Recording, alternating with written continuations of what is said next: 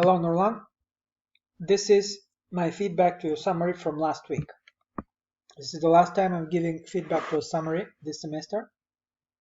From now on, starting next week, I will be giving feedback to your evidence paragraphs.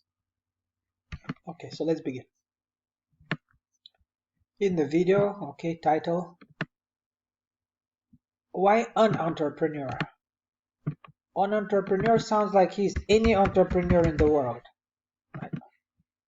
You don't need an article. Entrepreneur Jeff Bezos provides 8 tips for future entrepreneurs and also gives advice on these tips. Okay, it's a little bit repetitive here. There's too many entrepreneurs and too many tips.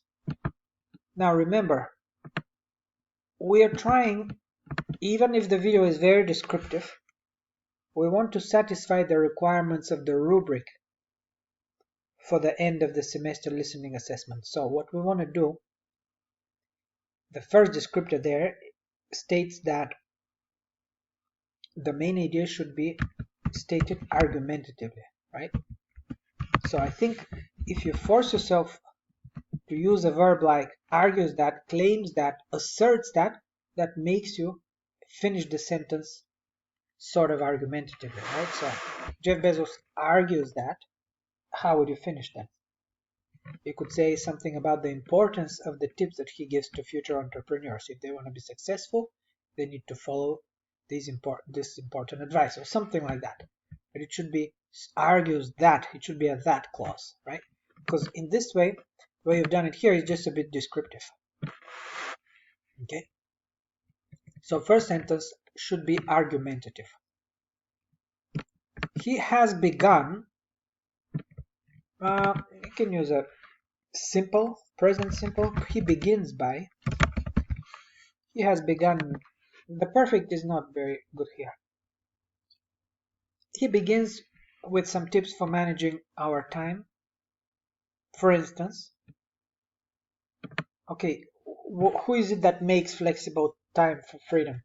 There is something is missing here. I mean, if you say makes, this is a finite verb form, and there needs to be a subject, somebody who makes it, right? So I'm not sure what this is. He begins with some tips for time management or managing our time. We need to make, maybe something like that. I'm not sure. Makes flexible time just is not grammatical, right? So we need to rephrase that.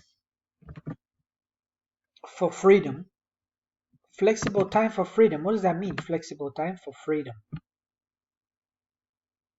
You mean if we manage our time well, that flexibility in time management will allow us to have freedom to focus on the things we like, or just flexibility in time management will allow us more freedom to do more with our time, something like that.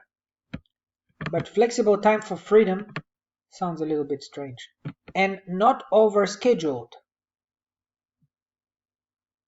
Okay, who is not overscheduled?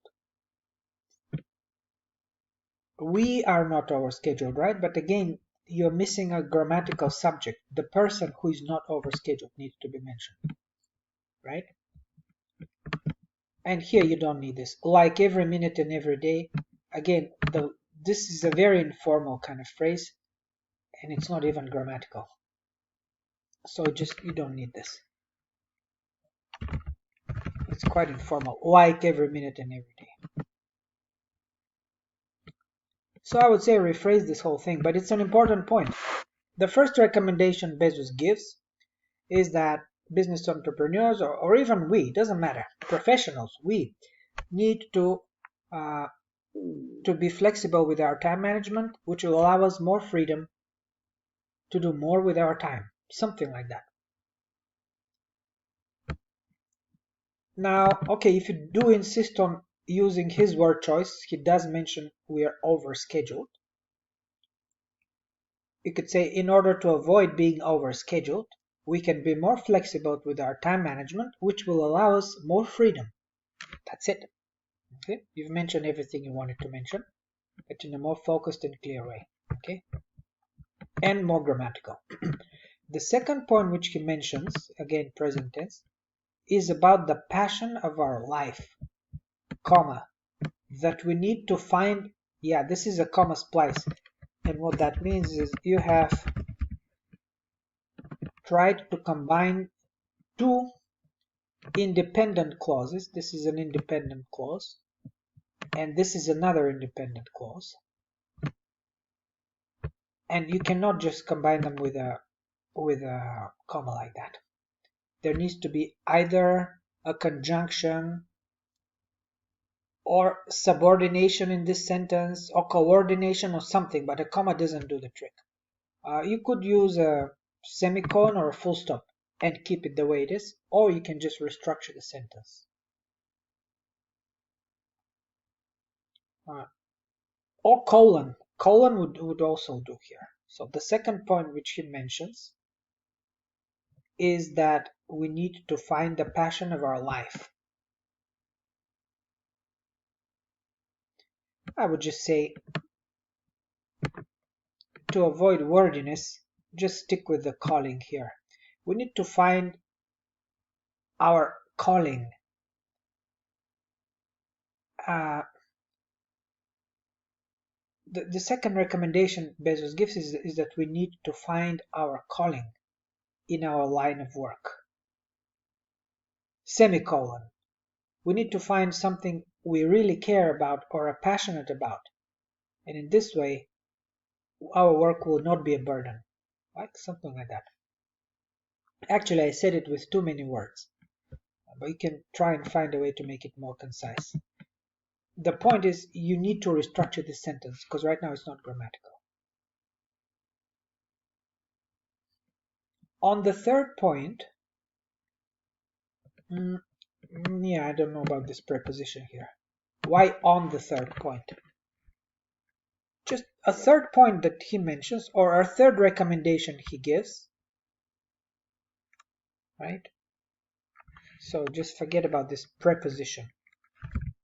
So a third recommendation Bezos gives, or thirdly, or another important point Bezos makes, or another important advice Bezos gives,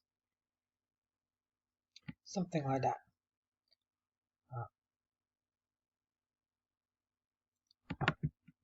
On the third point, he talks about his past memories. After that, okay, this is a run-on sentence. I mean, again, he talks about his past memories is an independent clause. After that, he concludes to be resourceful. Again, this is a totally run-on sentence here. You need to fix this.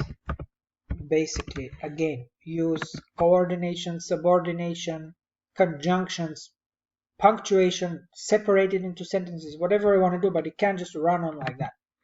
This is very ungrammatical. On the third point, he talks about his past memories. After that, he concludes to be resourceful. I mean, you've just piled one clause after another, and I understand what you're trying to say, but it's just very ungrammatical. A third recommendation Bezos gives is that we need to be resourceful in order to be able to find a solution to our problems. Something like that. And by the way, he talks about his past memories. That's an example, remember? We stay away from examples in this particular summary paragraph. We can use those examples for the evidence paragraph, right? But in this paragraph, we just focus entirely on the supporting ideas. The fourth piece of advice was about the dream, that I was working on it. You mean you personally are working on a dream? I'm not sure what is going on here. Which dream? That I was working on it and that I could enjoy working on it. Yeah, this is very unclear.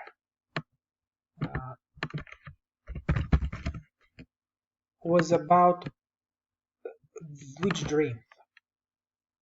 Meaning the importance of having a dream, maybe?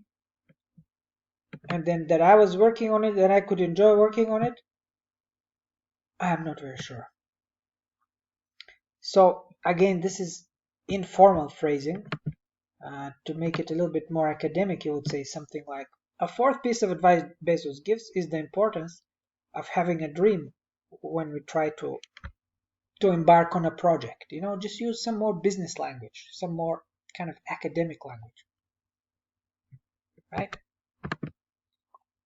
The fifth point, comma, he advises. Yeah, you can't do that here either.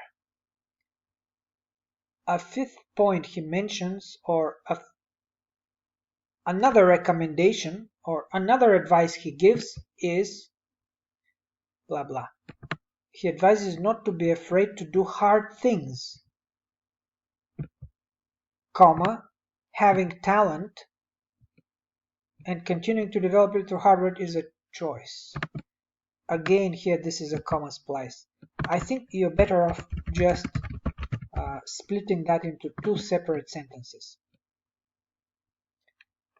Another recommendation Bezos gives is for business entrepreneurs or future managers or whoever, professionals, to be not to be afraid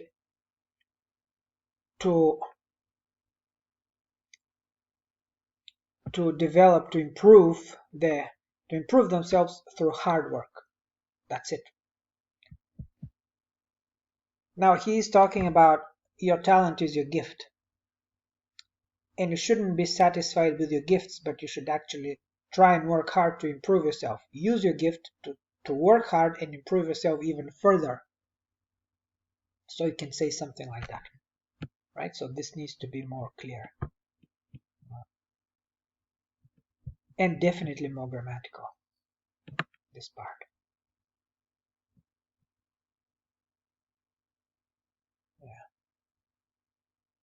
Hard things, comma, having talent, it makes it kind of difficult to read. Just be very simple and clear. Use simple sentences. Another recommendation Bezos gives is to future entrepreneurs is to focus on hard work, is to not be afraid of hard work, or is to use their talents and work hard to improve themselves, or improve yourself. That's it. Something like that. The sixth point, again, you don't need a past tense here, was the advice about starting with a small one. A small what? A small one is what?